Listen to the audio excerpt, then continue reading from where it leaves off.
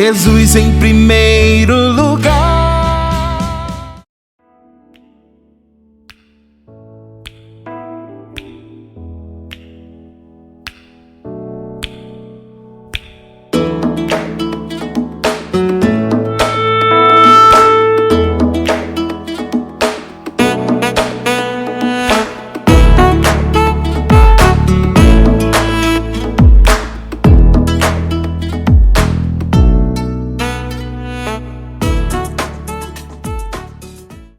Checklist para tesouraria de igrejas e ONGs. Bem-vindo a esta videoaula sobre o checklist, onde vou trazer mais alguns detalhes sobre este importante tema, na verdade um alerta sobre o risco que presidentes e tesoureiros de igreja estão se expondo em relação às finanças da igreja perante a Receita e a Polícia Federal. Vou começar falando de um grande engano generalizado entre presidentes de igrejas e ONGs. A maioria deles presidentes e tesoureiros, imaginam que se a igreja é isenta de pagamento de imposto de renda, então a administração financeira da igreja é totalmente livre de supervisão dos órgãos federais. Isso é um grande engano que pode trazer terríveis consequências, tanto para a igreja quanto para eles que são responsáveis perante a lei por toda a movimentação de dinheiro dentro da igreja. Temos que entender que todo real que circula no país está sob o olhar vigilante do governo, através do COAF, que é o órgão federal responsável pela supervisão da movimentação financeira em todo o território nacional. Temos que entender também que a Receita Federal e a Polícia Federal desconfiam naturalmente das entidades sem fins lucrativos, como as igrejas e ONGs, pois essas são alvo de fraudadores para lavagem e desvio de dinheiro. Por isso, se algum fiscal ou investigador encontrar procedimentos irregulares na tesouraria de uma igreja, a primeira coisa que ele vai pensar é que existe dolo, ou seja, intenção de cometer a fraude ou desvio, mesmo que esse procedimento tenha sido cometido por desconhecimento do tesoureiro ou do presidente. Essa investigação ou fiscalização pode ser ocasionada por diversos motivos, entre eles alguma detecção efetuada pelo COAF de uma movimentação anormal na conta da pessoa física, do presidente ou do tesoureiro, ou uma denúncia de algum membro descontente. Portanto, antes de cair em uma investigação ou fiscalização, previna-se, eliminando todas as ações irregulares da administração financeira da igreja. No checklist eu mencionei algumas das rotinas básicas da tesouraria que pode conter esses erros. Vamos lá. Primeiro, a entrada das ofertas e dízimos. As ofertas e dízimos foram registrados legalmente? Existe documento que comprove legalmente que os dízimos e as ofertas foram transferidos para a pessoa jurídica da igreja? Foi efetuado o registro legal, ou seja, de acordo com a lei, dessas entradas de maneira fidedigna? Fique sabendo que o simples fato do tesoureiro apenas lançar em livro, caderno ou planilha não é comprovação legal. Ele precisa fazer uma documentação que tenha efeito perante a lei, que comprove que realmente cada centavo que foi doado através de ofertas e dízimos foi devidamente registrado. Outro ponto a observar.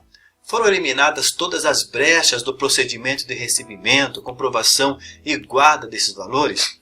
Isto é de interesse tanto da Receita e da Polícia Federal, da Igreja, quanto do presidente e também do tesoureiro. Porque, será que foi roubado nenhum valor?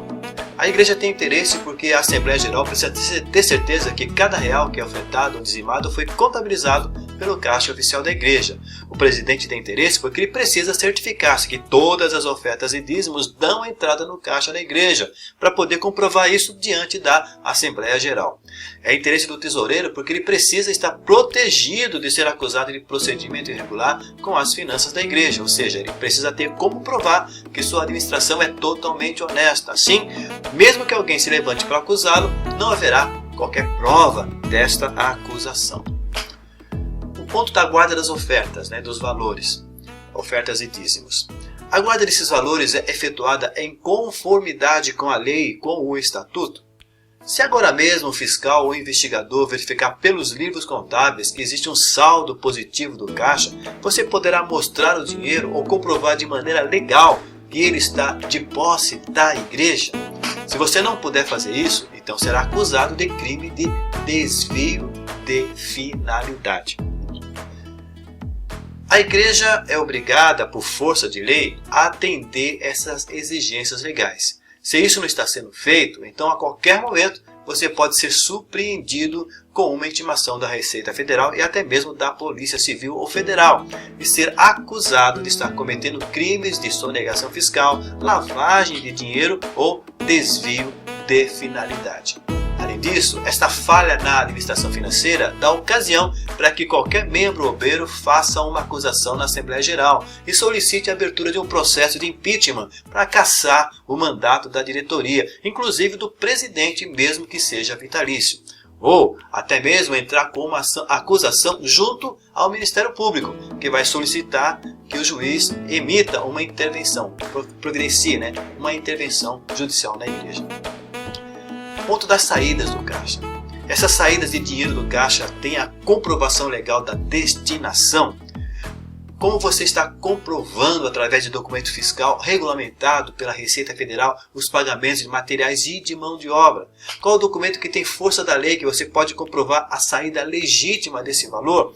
Cada centavo que entrar no caixa tem que estar de posse da pessoa jurídica ou ter destinação comprovada legalmente. Destinação de acordo com os fins da igreja.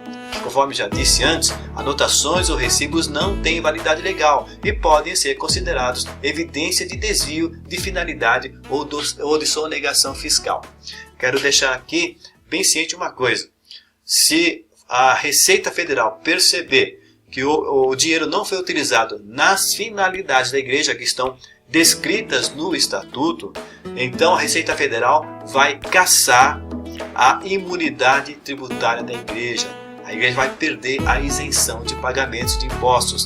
E a Receita Federal vai cobrar esses impostos devidos como se fosse uma empresa desde a data onde ela constatou essa irregularidade. Se foi pago um valor de tal maneira que não é para a finalidade da igreja, então o que vai acontecer? Naquela data, pode ser de 5 anos atrás, por exemplo, ela vai calcular daquela data que houve a infração, ela vai cancelar a imunidade tributária da igreja e daquela data até a data do momento que foi constatado isso, a Receita Federal vai cobrar todos os impostos como se fosse uma empresa.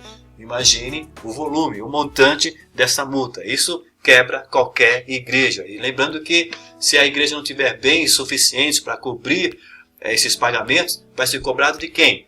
Do presidente ou de quem for o responsável legal pela igreja. Bem, os pagamentos. Os pagamentos são efetuados em conformidade com a lei, o estatuto, para não caracterizar crime de sonegação fiscal ou desvio de finalidade perante a Receita e a Polícia Federal.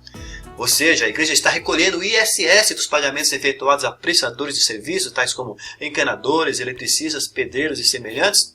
Se não estiver, pode ser acionada como coautora de sonegação fiscal e vai ser multada por isso. E a prebenda ou côngora do pastor? Está sendo recolhido o imposto de renda na fonte? Um ponto delicadíssimo, a prebenda pastoral, ou seja, aquilo que o pastor ganha para estar cuidando da igreja. Estão sendo emitidas as DIFs para a igreja, que são referentes às prebendas côngoras pastorais para evitar multas da Receita Federal. Estão sendo emitidas as DAFs, referentes às prebendas côngoras pastorais. Está sendo recolhido o imposto na fonte para evitar intimações e multas da Receita Federal. O pastor está prestando anualmente a sua declaração de imposto de renda da pessoa física em conformidade, ou seja, casada, com a DIF que a igreja emite para evitar intimações e multas, tanto para ele como para a igreja. Agora, contabilidade, sim.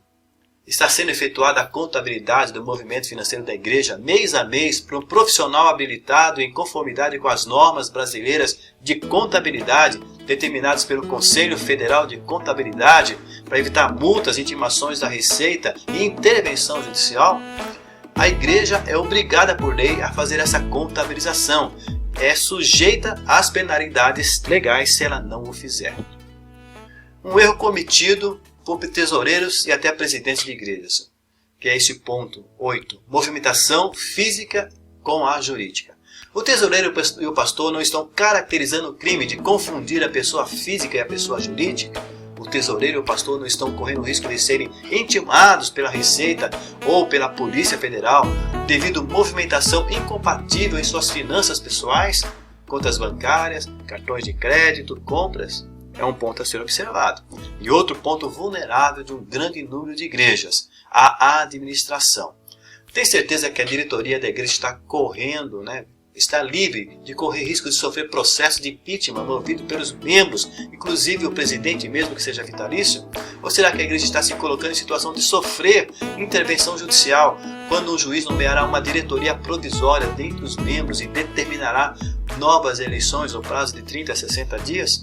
Agora pense, se o juiz nomear opositores, pois quem vai acionar o Ministério Público com denúncia certamente não será o seu apoiador, mas aquele grupo de descontentes que sempre existem nas igrejas. Então eles poderão ser nomeados pelo juiz e eles vão influenciar a Assembleia para mover um processo de cassação do mandato do presidente, de toda a diretoria, independente se é vitalício, e o pior é que eles vão ter argumentação jurídica para tal processo, pois você mesmo está fornecendo elementos para eles usarem esta moção. Te convido para uma reflexão importante, que pode decidir o rumo de sua vida agora. Se você não entendeu uma ou mais coisas desse checklist, então é porque sua tesouraria tem procedimentos irregulares perante a lei, que podem ser considerados crime federal. Se seu contador nunca se reuniu com você para explicar essas coisas, então, ou ele não sabe também, infelizmente são poucos contadores que conhecem as peculiaridades de contabilidade das igrejas e ONGs, ou então está sendo irresponsável, induzindo você ao erro. A igreja não tem contador?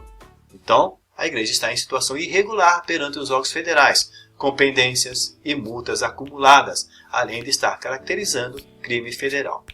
Você não tem certeza da legitimidade das ações da tesouraria, nem da estabilidade da diretoria? Então você precisa se informar urgentemente.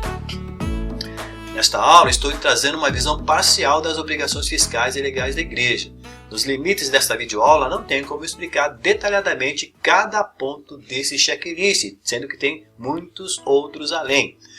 Mas eu acredito mesmo assim que esse conteúdo será muito útil, está sendo muito útil, pois certamente ele abre os olhos para pontos cegos da administração financeira da igreja e seus aspectos fiscais e legais. Entretanto, existem muito mais detalhes que não posso retratar no limite de tempo desse webinário.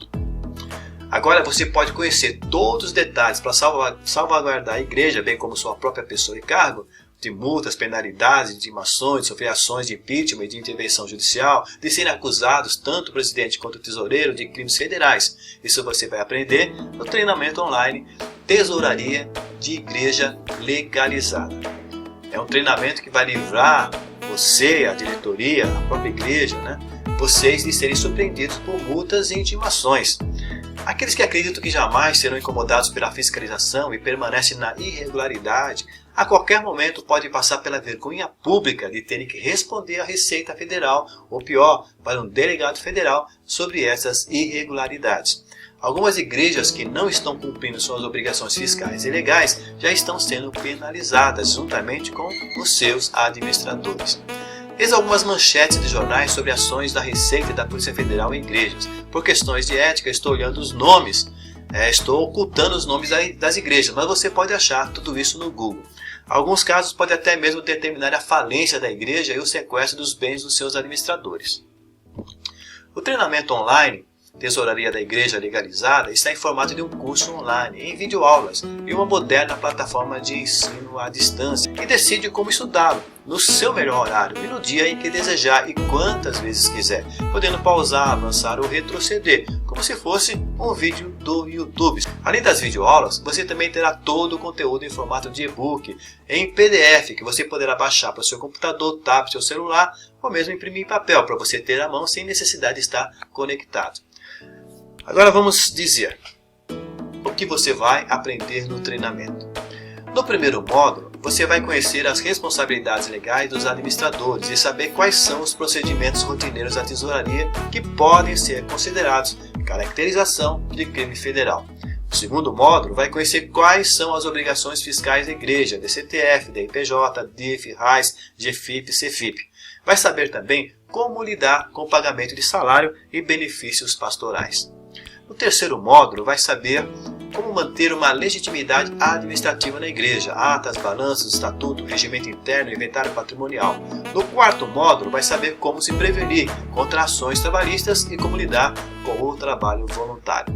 Para conhecer todas as obrigações fiscais, legais e trabalhistas da igreja, com conteúdo selecionado, organizado e disposto em um único lugar.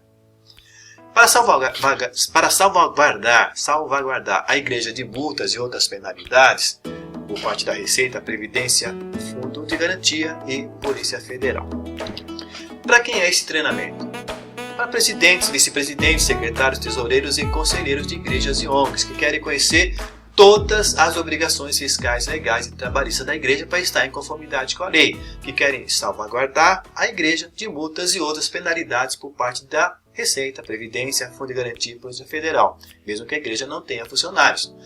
E essas pessoas que não têm tempo para ir à escola, preferem aprender em sua própria casa, no computador, tablet, celular, sem precisar se deslocar, assim evitando gastos e desconforto. Agora, para quem não é esse treinamento? Para aqueles diretores de igrejas que acreditam que nunca sofrerão nenhum tipo de acariação dos órgãos federais, pois nunca ninguém lhes falou nada sobre esses riscos, e que por isso acham que esses alertas são bobagens, preferindo permanecer fazendo as mesmas coisas na expectativa da impunidade. Se este for o seu caso, então por favor feche esse vídeo agora, ele não é para você.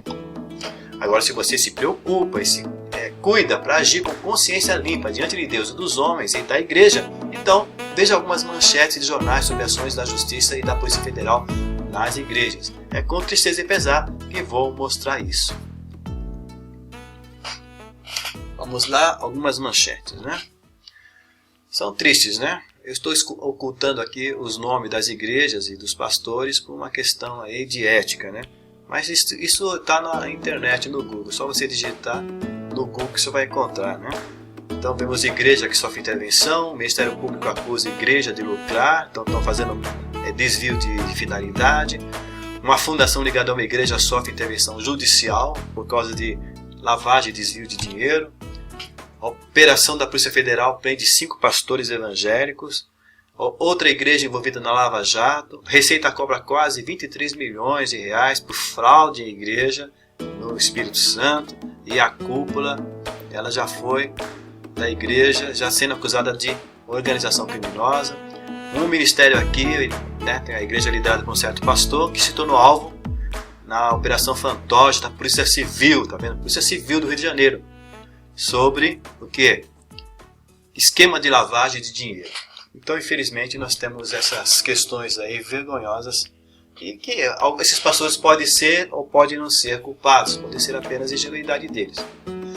Bem, eu tenho preparado esse conteúdo através das minhas experiências e pesquisas em mais de 20 anos que atuei na presidência, tesouraria e secretaria de igrejas, ONG.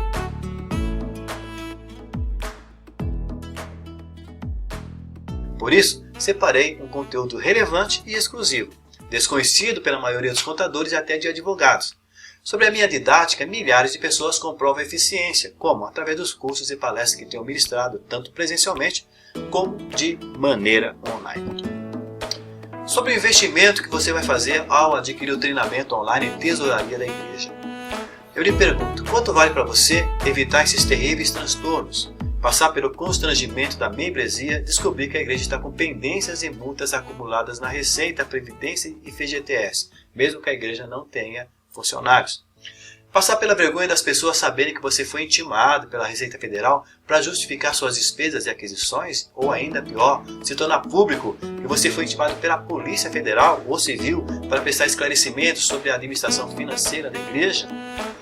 Pense quais seriam os efeitos nas entradas dos dízimos e ofertas se os membros desacreditarem de sua administração. Nessas situações pode ocorrer um efeito cascata, que pode desestabilizar a presidência, atingindo até mesmo o mandato. Presidentes que têm ou renunciado, ou então ficam apenas com as ruínas do que sobra. Então, o valor do investimento é muito menor do que tudo isso que a igreja vai ganhar e também que vai deixar de pagar, de perder.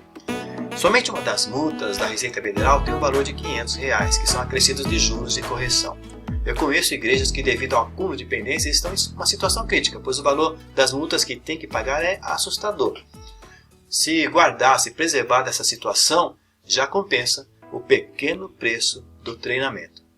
Veja bem, uma palestra presencial de 2 horas minha em sua igreja, eu cobro R$1.000 mais as despesas de viagem e hospedagem. Em 2 horas eu não consigo passar todo o conteúdo que entrego nesse treinamento.